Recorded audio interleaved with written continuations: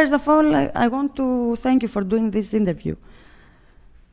My pleasure. Thank you so much. It's been a dream of mine to get Eve to Adam over to Greece and to get with the hard rockers and metalheads of Greece. So this is a real pleasure and honor for me. Thank you.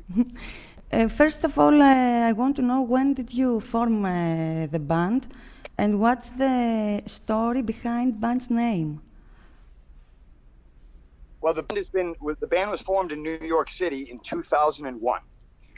My brother and my brother is the drummer. He's my partner in the band. He no longer tours with me, but he's part of my operation still. It's our baby, so to speak. So we launched in July 24th of 2001 was the launch date of our very first album, Auburn Slip. And we are a band from New York City originally, so it's all about the Big Apple. And Eve to Adam is from a famous poem written by John Milton called Paradise Lost. So the name refers really to the landscape of life, seen through the eyes of the human experience and dealing with temptation and the ups and downs of being human, so to speak, and how our lives are formed by choices and the decisions that we make really equal who we become as people. So Eve to Adam really is it's a name that encompasses everything, really, the human experience in a sense. And of course, it's an awesome name for the fact that it puts the woman first, which is the way it always should be. So, when you come up with band names, you never know how it's going to go as far as we've been around almost 20 years. So the fact that the name has evolved over time and has still allowed the ability for interpretation for listeners and new music fans that are discovering the band now, I think is a testament to the fact that it's a solid name. So most people call us ETA for short, but Eve to Adam's origin is from New York City and from the poem Paradise Lost by John Milton. Okay, how it is like to be with your brother in the same band? It's amazing, and it can be terrible at times. So it's, I couldn't have done this without him. Obviously, he's, my best friend, and he's an incredible partner, in life. So, I love him dearly, and we're very close. Most brothers, have decent relationships, but aren't maybe, as close as we are. So, but it's almost like remember the Gallagher brothers from Oasis, Liam and Noel. There have been moments, definitely, where there have been some parking lot brawls and whatnot. So it can get heated, but it's pretty awesome to know that, somebody has your back, so the loyalty factor, and being that we're Greek as well, and my father's from a small village south of Sparta, you've got that Leonidas 300 kind of thing going on too. So it's pretty cool, man. It's I tell you, I wouldn't change a thing. If I had to do it all over again, I'd do it exactly how we did it. Perfect. What were some of your earlier musical influences? To be honest with you, I grew up with the advent of MTV in its heyday, the late 80s, early 90s. So we're a bit of a mix between 80s and 90s rock, which is what most fans kind of think we're a hybrid between the two. Some of the best of the 80s stuff and then into the 90s grunge stuff, but the grunge stuff that was more metal sounding, like Chains and Soundgarden, which were, very heavily influenced by, classic power heavy metal. Okay. Do you want to tell me some things about your upcoming tour, the current situation in the band, all these stuffs about the band? Sure. I'm very proud of the fact that in the last year and a half, I've been able to take the band to the next level with the help of our awesome label, Curtain Call Records. We released an album last year, around this time, an album called Ithaca, that has been well received and kind of a comeback album for us after taking a break after the breakout record Locked and Loaded. And we just were able to score our first top 20 Billboard hit with the summer anthem Day Drinkin', which did very well at rock radio here in America. And we also just released another brand new radio single called Altitude, which debuted on the rock radio charts, Billboard mainstream rock chart, #1 most added song at rock radio a couple of weeks ago. So we've been working very hard all year, about almost 16 months now, playing a lot of shows, doing a lot of touring, and really just working our butts off to get back into the the mainstream spotlight of the active rock and radio rock world, so to speak. So the album is doing well. Radio has been awesome to us. We thank everybody for their support. It's not been easy, but nothing in life is really that's worth fighting for. So we love what we do. We love our fans, and we pour ourselves into the music. So they do say that hard work pays off, and certainly it has shown itself. Just in the last week, a great reward for us was that we were chosen to tour with Queensryche starting in January and February of 2020. We're the opening band for a 30-city tour on Queensryche's national tour for it's called The Verdict, and we are also joined by another very special guest and a phenomenal guitar player, John 5 of Rob Zombie. So it will be Eve to Adam kicking off the show, and John 5 and the Creatures, his solo project, which is a phenomenal, incredible musical journey. What an incredible guitar player. I mean, real honor to be with such legends. And then, of course, the one and only Queensryche that is kicking ass again and back where they need to be. So one of my favorite bands of all time, Queensryche. One of the reasons I started singing, was because of was Jeff Tate and his incredible vocals. And of course, now the vocals are carried and well represented by Mr. Todd LaTorre, who's just crushing it out there. So the band is in fine form. We're honored to be on tour with them. It's going to be a great tour, 30 cities across the country, coast to coast. And like I said, we worked hard for over the last year and a half to get this opportunity, and we're certainly not going to take it for granted. It's going to be a great show. Tickets are selling well, and it's an awesome way to start 2020 off.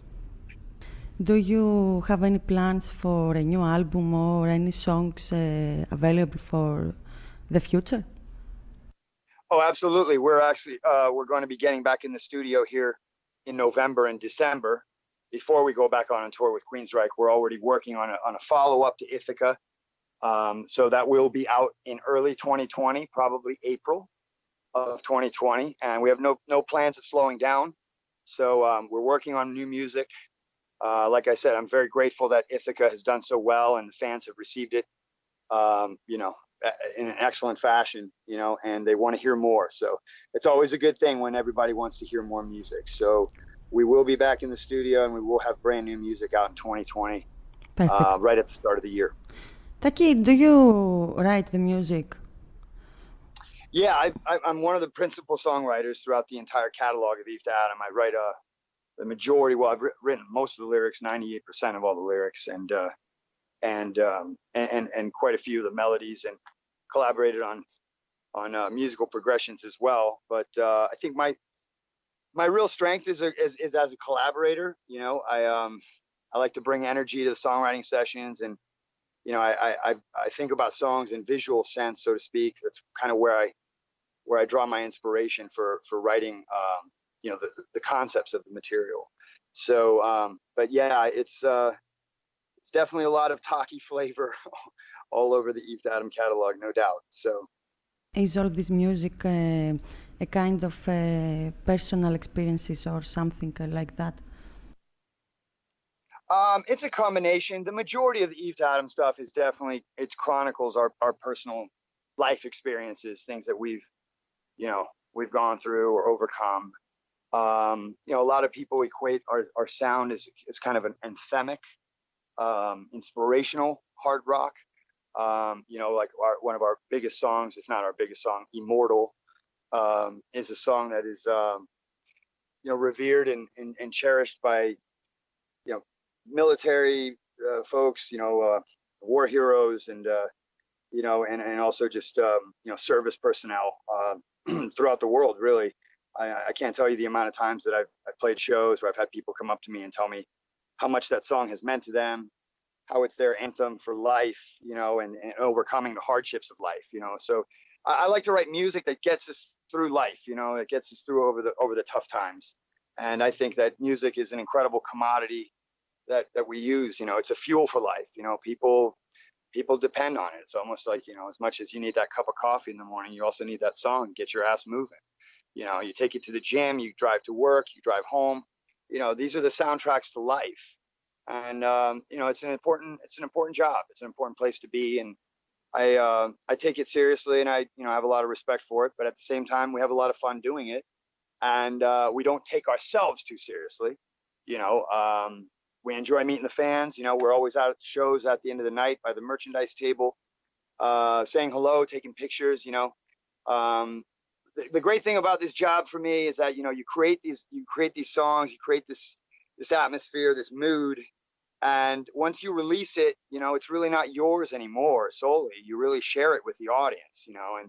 And that's the ultimate compliment, really, as a writer, as a performer, as an artist, for the audience to take your work and make it their own. It becomes their soundtrack, their anthem, and you share that. And that's a very unique relationship, to have between a writer, a performer, and an audience member, So, I think that's one of the most special things about being an artist and being a musician, is that bond that you form with your audience as you grow as an artist too, as well. That's one thing that our fans have really, I think, stuck by us for, is that we continue to evolve and continue to, write from a place of now, instead of, what we did 5 years ago or 8 years ago or yesterday.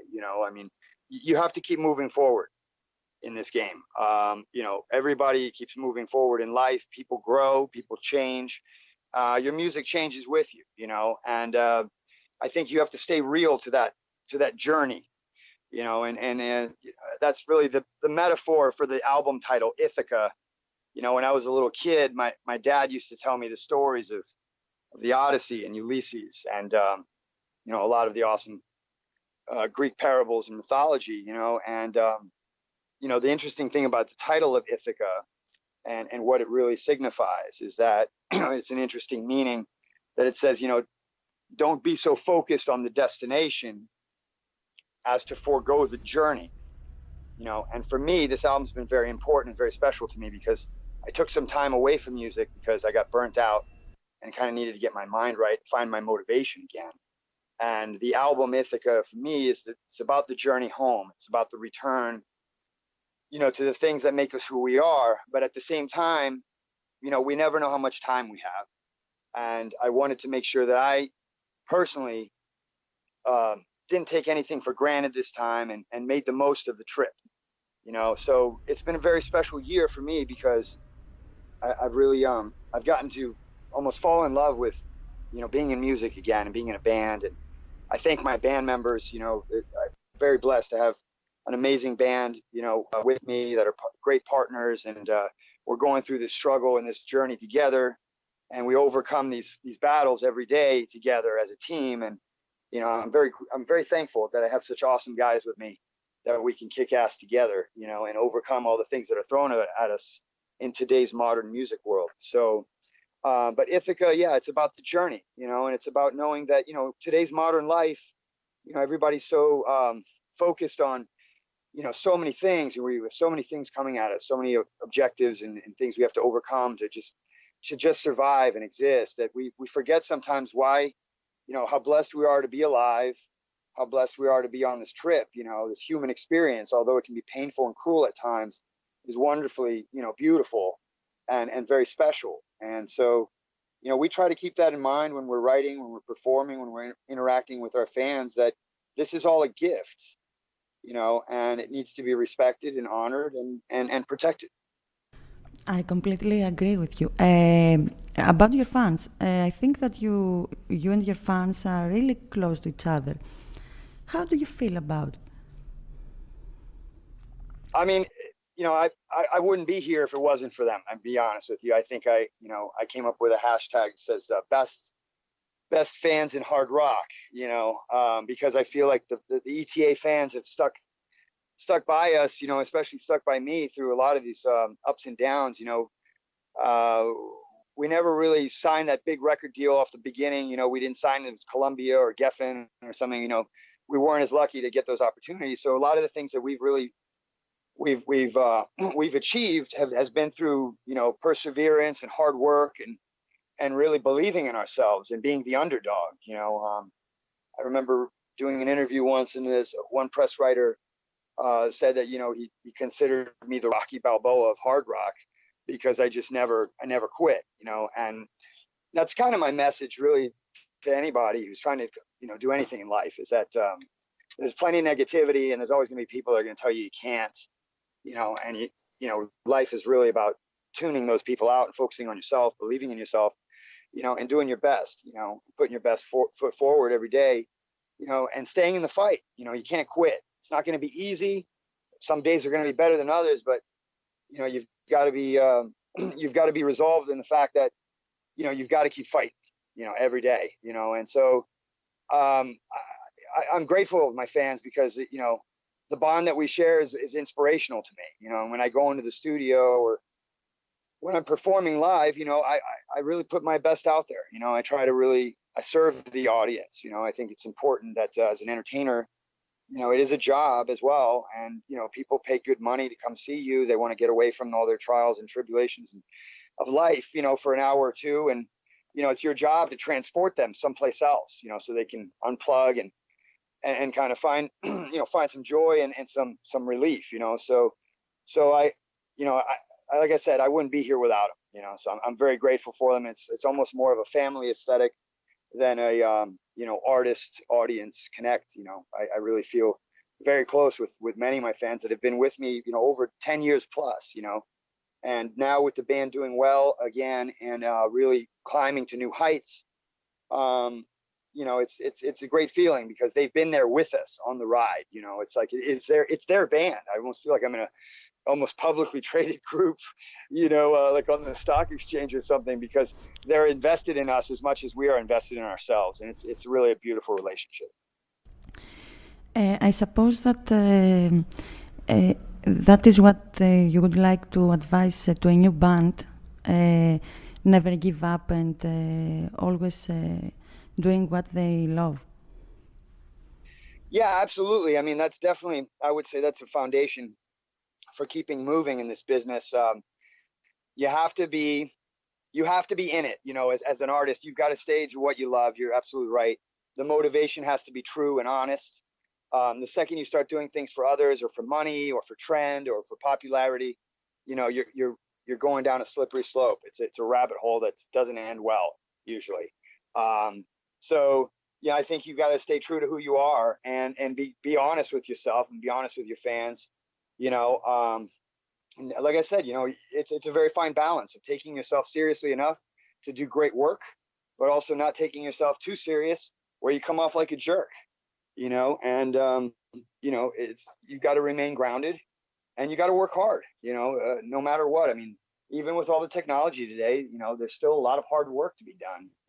You've got to go out and play a lot of shows. They're long days, you got to meet a lot of people. You have to constantly have a good attitude, and have a positive outlook. If you have a negative outlook, you're not going to make it. It's too hard of a business.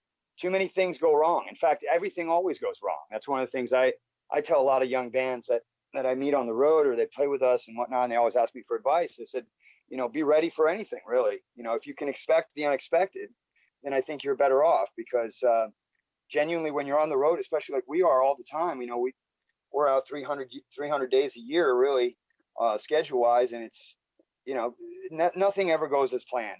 Nothing's perfect. So you've got to roll with the punches, and that's really what rock and roll is about.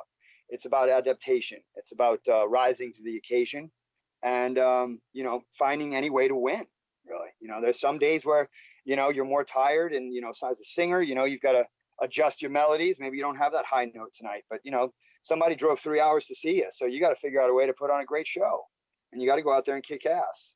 And no matter if it's your 200th show of the year, somebody out there seeing you for the very first time, whether you've been doing this for 2 months or you've been doing it for 10 years, you got to keep that in mind, that, it's a very special event for the fans, and you've got to make sure that you aren't a jerk and ruin it for them, So, it's not an easy job, but if you're honest with yourself and honest with what you're trying to do and genuinely just try to put your best foot forward and be the best you can. I mean, people are pretty fair, they have tough times in their lives and work as well. And, as long as you come across as human and grounded, I think you've got a pretty good shot, and that's our motto and our recipe is just to be real, and we, as the band is growing now and, more people are finding out about us, it's interesting. I do a lot of radio interviews here in the States, and, a lot of these programmers are like, how does it feel to be doing this 17, 18 years and to have people going, this is my favorite new band is Eve to Adam, and he's like, you've been doing it for a long time. How does that feel? I was like, well, I think it feels amazing. The fact that they're discovering us and falling in love with us at any point is incredible, but it reminds me of when I was a kid and I a teenager, and I discovered Red Hot Chili Peppers, really in the early 90s, and they had been around since the early 80s, but it didn't dilute, my passion for their music or what they were doing. So if people are feeling that way about Eve to Adam, then I feel very blessed that we're, getting the opportunity a little bit late, but better than never, right? Right. You released a cover for the No Easy Way Out. How does the idea came up? Yeah, that was my idea. My guitar player at the time, and I wanted to do a song that was going to be familiar and kind of something, of a classic sense, but, pop culture-esque, that's kind of ingrained in people's,